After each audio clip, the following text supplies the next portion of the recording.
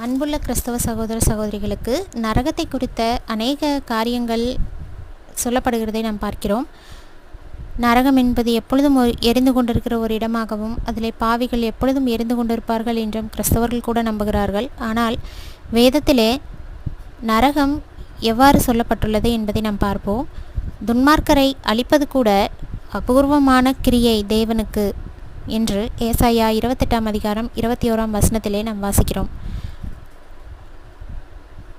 தேவனுடைய 3ஆம் வருகையிலே துன்மார்க்கரும் சாத்தானும் அவனது சேனையும் தேவனுடைய வாயின் சுவாசத்தினால் அழிக்கப்படுவார்கள். இதுவே நரகம் என்று வேதம் கூறுகிறது. நாம் வேதத்தை ஆராய்ந்து பார்க்கும்போது இந்த காரியத்தை தெளிவாக நாம் புரிந்து கொள்ள முடியும். ஆமேன்.